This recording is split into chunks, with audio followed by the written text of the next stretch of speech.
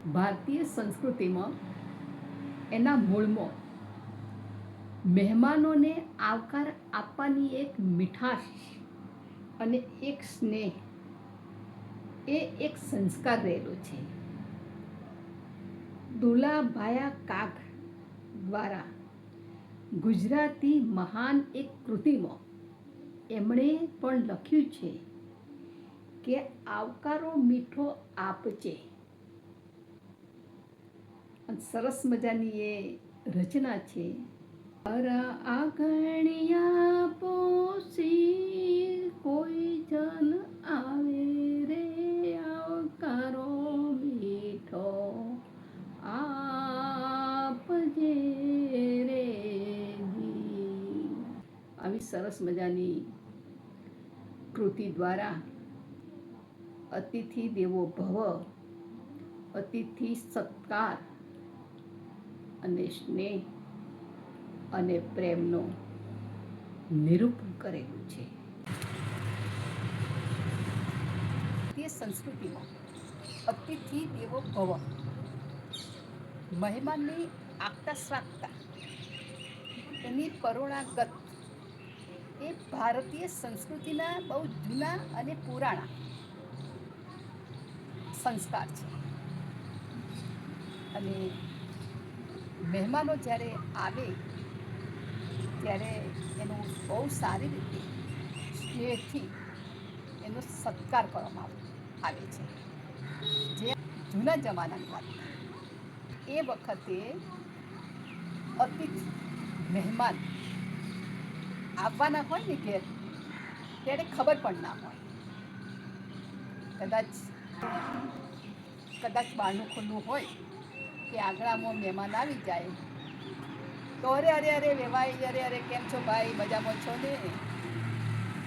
અને કદાચ ઘરનું બહારનું બંધ હોય તો ખોલાવે અને કહે, અલા ભાઈ ક્યાં છો, મજામાં તો છો ને, બારણું ખોલો, હું આવ્યો છું. અને આવ્યા પછી જે નાના બાળકો હોય એ વડીલોને નમસ્કાર કરે, બે હાથ જોડીને પ્રણામ કરે. જ્યારે સરખે સરખા હોય ત્યારે એકબીજાને ગળે વળગે, એકબીજાને હાથ મિલાવે અને આ રીતે સ્નેહ અને પ્રેમને એક સત્કાર કરે. અત્યારે જ્યારે કોઈ પણ મહેમાન આવવાના હોય, અતિથિ નથી કહેતી એટલા માટે કે જેને તિથિ નથી, જેનો કોઈ સમાચાર નથી, આવવાનો કોઈ સમય કે દિવસ નક્કી નથી, પરંતુ અત્યારે આવવાના હોય ને એટલે અઠવાડિયા પહેલાં તો ટેલિફોન કરે, અરે ભાઈ અમે તમારા ઘેર આવવાના છીએ, આ તારીખે આવશું, આટલા વાગે આવીશું. અને એ પ્રમાણે એ આવવા માટે નીકળે, ટેલિફોન કરે, અરે ભાઈ આ રસ્તો મળતો નથી, જરા ગૂગલ મેપ નાખી દો ને તો જલ્દી પછી એ રસ્તો મળી જાય તો અમારે બીજું શોધવું ના પડે, તકલીફ ના પડે. અને એ રીતે ગૂગલ મેપના આધારે ઘર શોધીને આપણા ઘેર આવે. બાળકો હોય તો એ તો આજની જનરેશન પ્રમાણે નમસ્તે કહેવાનું કદાચ આવડતું નથી કે ભૂલી ગયા છે. અને સરખે સરખા હોય એ થોડો સમય સોફામાં બેસે અને પછી ઔપચારિકતા પ્રમાણે વાતચીત કરે અને એ પછી એકબીજાના મોબાઈલમાં કંઈ ને કંઈ રીલ જોતા હોય કે કોઈ સમાચાર જોતા હોય, એમાં એ ઓતપ્રોત થઈ જાય. પછી એમ કે અરે ચાલો ચાલો આપણે બધા જરા સેલ્ફી લઈ લઈએ. અને પછી સેલ્ફીમાં એ સાચું હશે છે કે પછી ખબર નહીં, પણ એવું હાસ્ય સેલ્ફીમાં આવી જાય. અને એ સમયે હો દાયકાઓ પહેલાં જ્યારે મહિલાઓ મહેમાન ગતિ આવે ને એટલે ઘરમાં આવે એટલે ચા પાણી કરે, નાસ્તો થઈ જાય, અલગ મલગની થોડી વાતો થઈ જાય. રસોઈ કરવાનો જ્યારે સમય થાય ત્યારે જે ઘરના જે મહિલાઓ હોય એ રસોઈમાં લાગી જાય. અને એ વખતે જે મહિલાઓ મહેમાન ગતિએ આવેલી છે એ મહિલાઓ જાય અને કહે, અરે માં, અરે કાકી, અરે ભાભી, તમે બેસો. અને આમ કરીને આ મહિલાઓ પણ એ વખતે રસોઈ કરવામાં જોતરાઈ જતી હતી. પીરસવામાં આવે ત્યારે એમ કે, અરે ઉભા રહો, ઉભા રહો, શું થયું? અરે થોડું સેલ્ફી લઈ લઈએ, થોડા આ જે વાનગીઓ બનાવી છે એનો એક ફોટો લઈ લઈએ અને પછી રીલ બનાવી દઈશું. અત્યારે આવું થાય છે.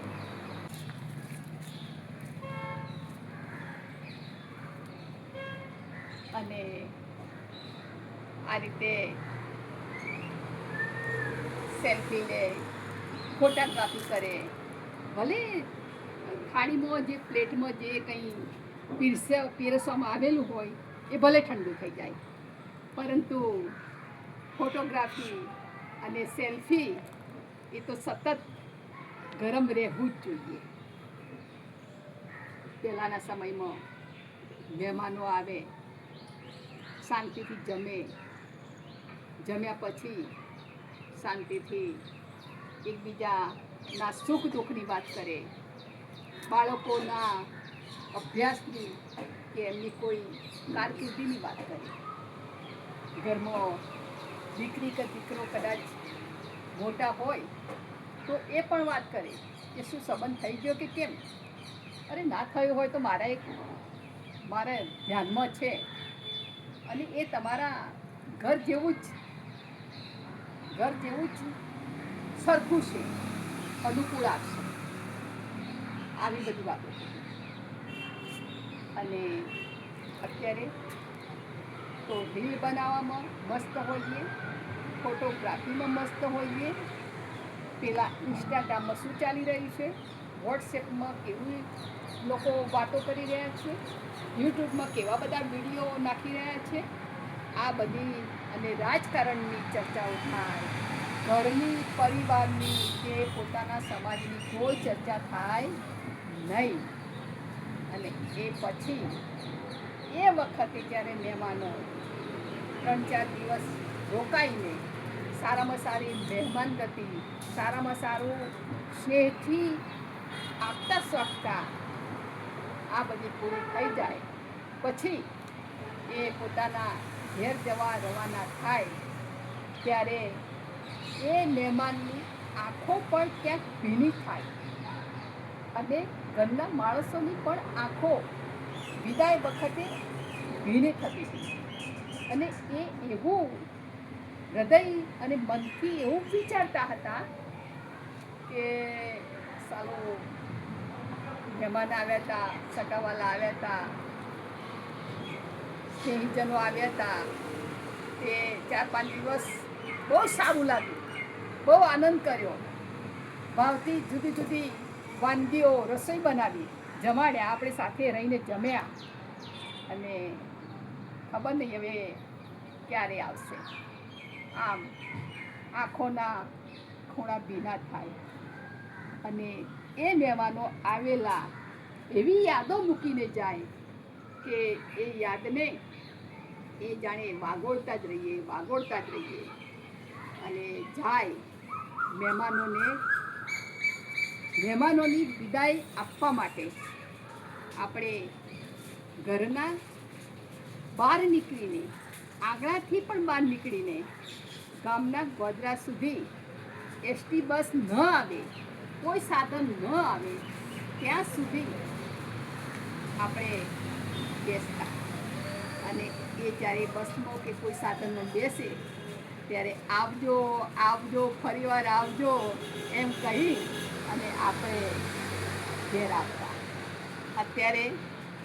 અત્યારે તો તમે જુઓ માણસોની મહેમાન ગતિ જુઓ કે 5-10 મિનિટ સમય આપે અને પછી 11-12મી મિનિટે જ્યારે વિદાય થવાનું થાય ત્યારે એવું કે અરે 5-10 મિનિટમાં તો બહુ મજા આવી.